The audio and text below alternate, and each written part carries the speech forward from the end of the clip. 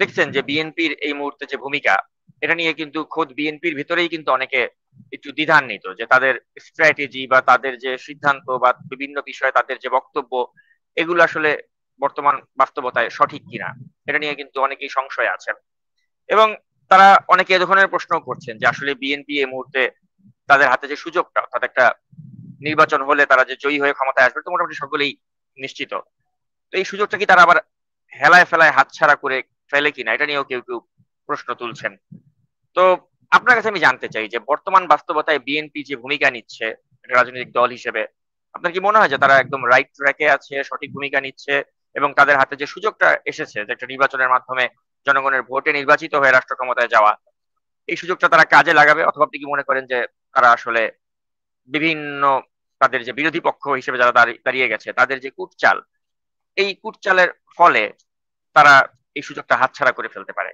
আপনার কি মনে হয় যে বিএনপি কি রাইট স্ট্র্যাটেজি নিয়ে আগাচ্ছে, নাকি যারা তাদের বিরুদ্ধে ষড়যন্ত্র করছে তারা শেষ পর্যন্ত সফল হয়ে যেতে পারে এবং বিএনপি তাদের যে নির্বাচিত হয়ে ক্ষমতা আসার যে সুযোগ, সেটা তো হাতছাড়াও করে ফেলতে পারে? আপনার কি মনে হয়? ধন্যবাদ নাজমুস সাকিব। বরাবরের মতনই আমরা এই প্রশ্নটা সবসময় বিএনপির বিরুদ্ধে সমালোচনা ধর্মী আমরা আলোচনাগুলো করি, এবং সমালোচনাগুলো করি খুব পজিটিভ চিন্তা থেকে, যে পজিটিভ চিন্তা আমাদেরকে নতুন ভাবে জাগিয়ে তোলার, নতুন সাংগঠনিক চিন্তার খোরাক দিবে। প্রথমেই বলে রাখি যে নিশ্চিত কোনো বিষয়কে যারাই ভাববে এত বেশি কনফিডেন্ট কখনো কোনো বিষয়ে থাকা ভালো না। এবং যারা খুব বেশি মাত্রায় কনফিডেন্ট নিয়ে কাজ করে, আমরা বলতে পারি এনকারেজমেন্টের স্বার্থে খুব ভালো, কিন্তু এট দ্য সেম টাইম তাকে তার নিজের পায়ের নিচের দিকে তাকাতে হবে, মাটির দিকে। কথায় আছে না, অতি বড় ঘরণী না পায় ঘর, অতি বড় সুন্দরী না পায় বর, এবং অতি বড় বিপ্লবী না তুলে ঝড়। মানে অতি বিপ্লবী দেখানো লোকগুলা কিন্তু ঝড় তুলতে পারে না।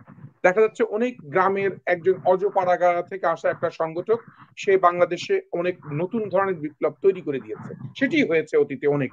তাই আজকে যেটি বলছি যে দেখেন, বিএনপির কাছে অনেকবার সুযোগ বিএনপি নিজে থেকে হাতছাড়া করেছে, তার যৌক্তিক কারণে হাতছাড়া করেছে।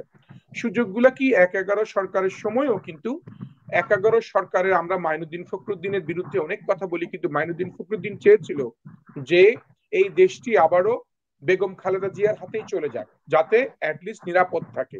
কিন্তু বেগম খালেদা জিয়া এতটাই আপোষহীন ছিল, ফলে উনি সেই জায়গাটা স্পেস করে দেয় নাই। এটি অনেক বিরুদ্ধে থাকতে পারে, আমরা কথা বলতেই পারি বেগম খালেদা জিয়ার বিরুদ্ধে, উনি কেন তখনই নিয়ে নিল না, তাহলে তো আমাদের এই 17 বছর আর ফ্যাসিস্টদের আওতায় থাকতে হতো না। কিন্তু উনি যেটা চেয়েছিলেন, একটি নিরপেক্ষ তত্ত্বাবধায়ক সরকারের অধীনে একটি ভালো নির্বাচন, যে নির্বাচনের মাধ্যমে সুষ্ঠু নির্বাচন, এই ধরনের তৈরি নির্বাচন না। কিন্তু সেটি তো একটি ভারতের প্রেসক্রিপশন হয়ে গেছিল। প্রণব মুখার্জির কারসাজি ছিল, প্রণব মুখার্জিরা ঢুকে পড়েছিল, সেটি দেখা সত্ত্বেও উনি আপোষহীন নেতৃত্বের কারণে সেটি তদ্রুপ আবারও কিন্তু এই সুযোগটি কিন্তু দেখেন স্বয়ং তারেক রহমানের কাছে আসছিল কিন্তু সুযোগটি। তারা বলেছে, তারা যখন এই বিপ্লবী এই সন্তানগুলো, এই জাতির সূর্য সন্তানগুলো, আমি বলবো এজন্যই বলবো ওই সময়কার তারাই সূর্য সন্তান, তারা নেতৃত্ব দিয়েছে সম্মুখ সারিতে দাঁড়িয়ে। তারা কিন্তু জনাব তারেক রহমানের সাথে কথা বলেছে, বৈঠক করেছে। তারেক রহমানও তখন সিদ্ধান্ত নিয়েছে যে না, আমরা এইভাবে ক্ষমতার লোভে পড়ে যদি আমরা দায়িত্বটা নেই, একটা নিয়মতান্ত্রিক ভাবে আসুক, নির্বাচিত হয়ে আমরা নেই। যদি তারেক রহমান তখনই বলতো যে হ্যাঁ ঠিক আছে আমরা দেখছি, আর কোনো কিছু করার ছিল না। এমনকি তখন সেনাবাহিনীর কাছে যাওয়ার সুযোগ নাই, সেনাবাহিনী তখন বলতো বিএনপি যেভাবে সরকার গঠন করে সেভাবেই হবে, এবং বিএনপি চাইলে জাতীয় সরকার গঠন করে ফেলতে পারতো। তাহলে বিএনপি সেই ট্রেনটিও কিন্তু মিস করেছে। এই ট্রেনটি মিস করার মূল কারণটি ছিল বিএনপি চেয়েছে একটি সঠিক পথে যাওয়া থাকা। কিন্তু আমরা পক্ষান্তরে অনেকে বলতে পারি, সমালোচনা করতে পারি যে না, নিলে তো আজকে এই যে এখন এত কিছু হচ্ছে, এত অপরাধ হচ্ছে দেশের মধ্যে, এত অন্যায় হচ্ছে, সরকার ব্যর্থ হচ্ছে, সেটি হতে হতো না। তাহলে বিএনপির জন্য ভালো হতো না মন্দ হতো? এখন বরঞ্চ বিএনপির বিরুদ্ধে আরো অন্য ন্যারেটিভ কিন্তু দাঁড় করানোর সুযোগ থাকে। আচ্ছা যাই হোক, এখন দুটি ট্রেন যদি, এটাকে মিস বলবো নাকি এই ট্রেনগুলো ইচ্ছা করেই আছে না, আমরা অনেক সময় ভালো ট্রেন পাওয়ার অপেক্ষায় আমরা মিস করি যে না, এই ট্রেনে যাবো না, এটা লোকাল ট্রেন, আমরা লোকাল ট্রেনে না যে আমরা এক্সপ্রেস ট্রেনে উঠবো। তাহলে এক্সপ্রেস ট্রেনটির জন্য ওঠার জন্য বিএনপির মানুষগুলো বা বিএনপি যারা রাজনীতি করে, তারা কতটুকু তারা নিজেদের ব্যাপারে তৈরি করছে, নিজেদেরকে তৈরি করছে। কারণ আপনি তো প্রতিটা দিন শিখছেন। আজকে দেখেন, আপনি সরকারের বিরুদ্ধে আজকে সমালোচনা হচ্ছে, সরকার ব্যর্থ হচ্ছে, তো এই সকল জায়গায় তো বিএনপিও পতিত হবে একটা সময়, তাই না? বিভিন্ন জায়গায় বিএনপির স্বরাষ্ট্রমন্ত্রীর বিরুদ্ধে কথা উঠবে, বিএনপির স্বরাষ্ট্রমন্ত্রীর বিরুদ্ধে মিছিল শুরু হবে যে একটু থেকে একটু হলে কাউকে পিটালেই, তাহলে এটি বিএনপির প্রস্তুতি নিতে হবে, তৈরি করতে হবে লোকজন। এখন আমাদের অধিকাংশ বিএনপির লোকজনগুলো সবাই ব্যস্ত হচ্ছে দুটি কাজে।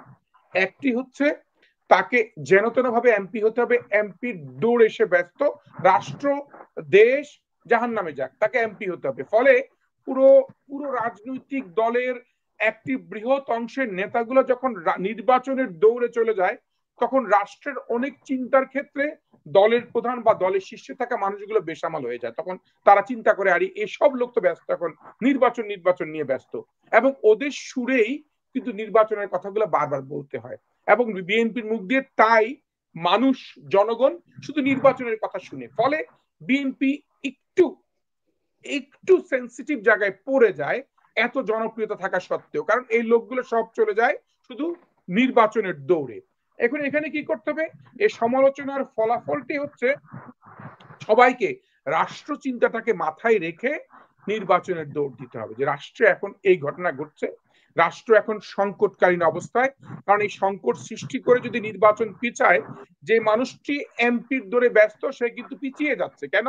সে প্রতিদিন টাকা পয়সা নষ্ট করছে, লোকজন তৈরি করছে, এলাকায় যাচ্ছে, পোস্টার ছাপাচ্ছে, বিলবোর্ড ছাপাচ্ছে, এই বড় বড় বিলবোর্ড এখন অনেক টাকা পয়সা ব্যয় করছে। ফলে এই ব্যয় করতে গেলে তার টাকা পয়সা সংগ্রহ করতে হয় বা টাকা পয়সা কারো থেকে নিতে হয়। ফলে আরেকটি ট্যাগ তৈরি হয়ে যায় বিএনপির বিরুদ্ধে, যে না, জায়গায় জায়গায় তো ভাই বিএনপি দাপট দেখাচ্ছে, চাঁদাবাজি করছে, এই বিষয়গুলো আবার দৃশ্যমান হয়। সব কিন্তু দোষ হয়ে একটি কারণেই, নির্বাচন মুখী চিন্তা প্রত্যেকেই। বিএনপিকে এতটুকু বোঝা উচিত যে নির্বাচন আসলে জনগণ বিএনপিকে ভোট দিবে বিএনপিকে দেখে না, বিএনপির কর্মসূচি দেখে, বিএনপির কার্যক্রম দেখে, ভবিষ্যৎ ভাবনা দেখে এবং অতীতের ট্র্যাক রেকর্ড দেখে। অতএব এই সবগুলোকে ঠিক করার দায় দায়িত্ব কিন্তু যে প্রার্থী হয় সে, ফলে সে ওইটা না করে শুধুমাত্র প্রার্থী নিয়ে তার চিন্তা করে। এটি হলো একটি সমালোচনা। আর দ্বিতীয় সমালোচনা যদি আমি করতে চাই, যেমন ধরেন অনেক সময় আছে না যে আমরা শুধুমাত্র জয় জয়কারের রাজনীতি করি, মানে একজন নেতা আরেকজনের নেতার ভূয়সী প্রশংসা করতে করতেই আমরা রাজনীতি যেগুলো পড়ে যাই।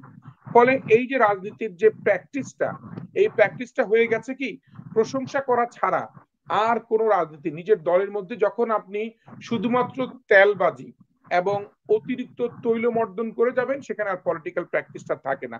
না হলে বাংলাদেশে কিন্তু আপনি দেখেন এইভাবে এইভাবে যে যে সকল নেতাদেরকে আপনি দেখছেন, এত নেতা সৃষ্টি হওয়ার সুযোগ নাই। আপনি বিশ্বের সব দেশে, আপনি ভারতেও দেখেন অনেক পার্টি থাকলেও বিজেপি কংগ্রেসের বাইরে বাইরে কোনো কেউ চিন্তা করার সুযোগ পায় না। আমি সবাই আমেরিকাতে আপনি দেখেন ডেমোক্রেট পার্টি রিপাবলিকান পার্টির বিরুদ্ধে, কারণ তারা ইনস্টিটিউশন ডেভেলপ করে ফেলেছে। আর আমরা সেখানে ইনস্টিটিউশন ডেভেলপ না করে বরঞ্চ অপরাপর আজকে দেখেন ছোট ছোট দলের নেতারা, যেখানে যাদের কিন্তু ইউনিয়ন পরিষদের চেয়ারম্যান হওয়ার যোগ্যতা নাই, তারা কিন্তু সবাই 8টা 10টা 12টা সিট পাওয়ার চিন্তায় অস্থির হয়ে আছে।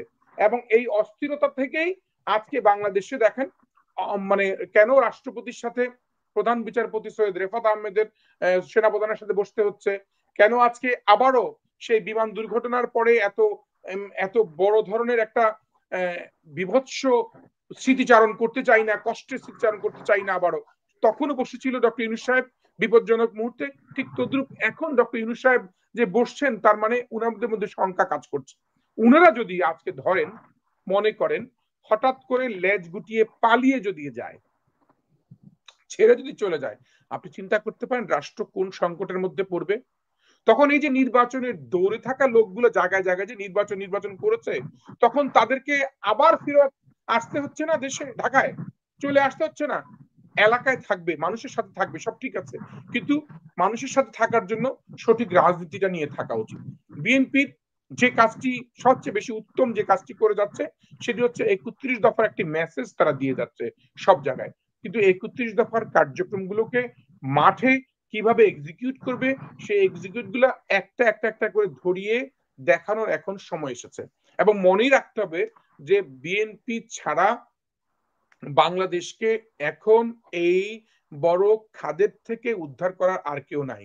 আর আওয়ামী লীগ ষড়যন্ত্র যেহেতু প্রকট ভাবে আছে, আওয়ামী লীগ ষড়যন্ত্র যে কোনো সময় কিন্তু এই সরকারকেও বিদায় করবে, আওয়ামী লীগকে সেনাবাহিনীকে এমন একটি জায়গায় ফেলবে, সেনাবাহিনীর ব্যাপারে তাদের একটা নেগেটিভ ইমপ্রেশন মানুষের মধ্যে ঢুকিয়ে দেবে, এবং দেশে দেশে মবের রাজত্বটা কিন্তু সব আওয়ামী লীগের বিভিন্ন ব্যাখ্যায় হবে। পাশাপাশি যে সকল ইউটিউবাররা বিশ্বের বিভিন্ন দেশে দেশে বসে আরো বেশি অরাজকতাটাকে মাঠে তুলে ভাবছে তারাই সবচেয়ে বেশি আওয়ামী লীগ বিরোধী কাজ করছে, তারাও সেই ভুলগুলা করছে। ফলে বিএনপি একাই একটি রাজনৈতিক দলকেই পুরো দেশটাকে সামাল দেওয়ার জন্য মাঠে থাকতে হবে। এই যে আমি কথাটি বলছি সামাল দেয়া, বিএনপির প্রত্যেকটা নেতা কর্মীকে এখন দেশকে সামাল দেওয়ার ভাবনাটাই মাথায় রাখতে হবে। যদি বিএনপির প্রত্যেকটা নেতা শুধু এমপি হওয়ার ভাবনা রাখে তাহলে ক্ষতিগ্রস্ত বিএনপি হবে। সেটা মাথায় থেকে, ভাই এমপি তো হচ্ছে প্রোডাক্ট, বাই প্রোডাক্ট, আসবেই। আপনার একটা কাজের ফল তো আপনি আসবেন, পরীক্ষা দিলে যেমন আপনার রেজাল্ট আসবে, ঠিক আছে, সেটা পরীক্ষাতে তো রেজাল্ট আপনার একটা আসবে। অর্থাৎ সেখানে পরীক্ষা দেওয়ার আগে আপনাকে তো পরীক্ষাটা নিশ্চিত করতে হবে। সেই নিশ্চিত করার জন্য দেশটাকে বাঁচাতে হবে, দেশটাকে উদ্ধার করতে হবে, এবং সেটার ভাবনা না ভেবে শুধু নির্বাচন নির্বাচন নির্বাচন A to Z সবাই যদি ভাবতে থাকি। এবং আপনি দেখেন বিএনপির, আমি যার সাথেই কথা বলি তার একটাই প্রথম, ভাই নমিনেশন পাবো কিনা, নমিনেশন দিবে কিনা, মনোনয়ন কাকে দিচ্ছে, কি হবে। ভাই আপনি নির্বাচন ছাড়া আর কিচ্ছু ভাবতে পারেন না? নির্বাচন ছাড়া কি আর কোনো রাজনীতি, কি আর নির্বাচন ছাড়া? নির্বাচন তো অবশ্যই ইম্পর্টেন্ট পার্ট, নির্বাচন তো আমরাও চাই, আমরা তো প্রত্যেক কথাই বলি যে নির্বাচন ছাড়া বাংলাদেশে হবে না। কিন্তু এই ব্যক্তিগুলো শুধু নির্বাচিত হবে, এমপি হবে, সেই স্বপ্ন দেখে কেন? এই স্বপ্ন থেকে বের হয়ে আসতে হবে। স্বপ্ন আপনার বাস্তবায়ন হবে। 300 মানুষ, শুধু 300-400 মানুষ এমপি হবে, আর যে কোটি কোটি মানুষ রাজনীতি করে ওরা কি আঙ্গুল চুষবে? তার মানে ওদেরও তো কিছু করতে ভাবতে হবে। তার মানে সামগ্রিক ভাবনাটা ভাবা উচিত। আমি মনে করি আমাদের এই পর্বে বিএনপির সমালোচনার যে সমালোচনাটি করছি, বিএনপির প্রতিটি রাজনৈতিক নেতাকর্মী শুধুমাত্র এমপি হওয়ার ভাবনাটাকে একটু ঘুরিয়ে এনে রাষ্ট্রকে রক্ষা করার ভাবনাটা নিয়ে আসতে হবে। অসংখ্য ধন্যবাদ জনাব নয়ন।